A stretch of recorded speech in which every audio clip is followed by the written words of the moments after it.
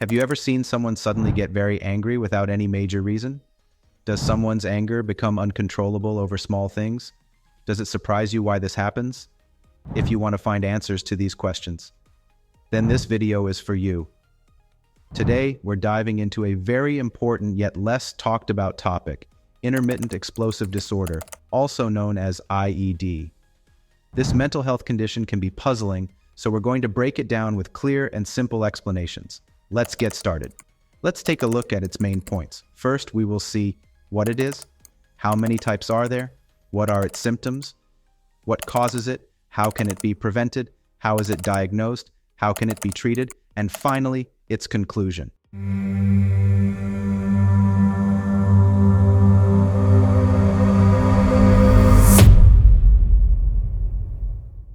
First, we will understand what is intermittent explosive disorder.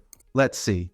Intermittent explosive disorder, or IED, is a mental health condition characterized by repeated, sudden episodes of impulsive, aggressive, violent behavior, or angry verbal outbursts that are grossly out of proportion to the situation.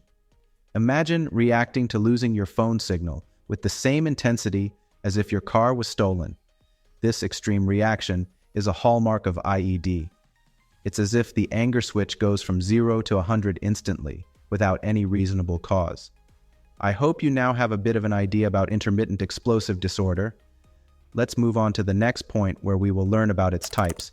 Let's look at its types and understand them one by one. IED can generally be classified into two types, which help us understand how the disorder manifests in different individuals. Let's start with episodic decontrol syndrome. This type involves frequent, yet less intense episodes. People with this type might have brief, frequent outbursts during which they yell, throw things in anger, or slam doors, happening several times a week. Next, isolated explosive disorder. This type features less frequent but more intense episodes. Here, the outbursts are more severe and destructive, such as breaking large objects, getting into fights. These outbursts might occur sporadically, perhaps only a few times a year, but are intense and severe. Friends, these were some of the common types of intermittent explosive disorder. Now, let's move to the next point, where we will learn about its symptoms. IED has many symptoms, but in this video, we have covered some common ones. Here are a few common symptoms of intermittent explosive disorder. Identifying IED can be challenging because it includes a range of symptoms from verbal aggression to physical violence. Here are some of the most common symptoms, such as sudden anger. This anger is sudden and intense, erupting over trivial matters without any significant cause. For instance, getting explosively angry over minor delays or not being able to find the TV remote, leading to smashing things or shouting. Next, physical aggression. This involves actions like hitting, throwing objects, or breaking things. For example, throwing a chair, punching walls. Next, irritability. This is a persistent state of stress where the individual frequently gets angry over minor issues, often feeling unnecessarily irritated with people around them. Next, racing thoughts. Before an outburst, there is a rapid flow of thoughts, which can indicate an impending episode. Next, increased energy. During an episode of anger, there is a sudden surge of energy, as if the whole body is charged with power. Next, palpitations. The heart rate increases significantly during an outburst, similar to how it would in a racing car.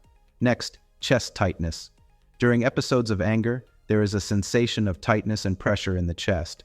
Understanding these symptoms can aid in the early recognition and management of IED.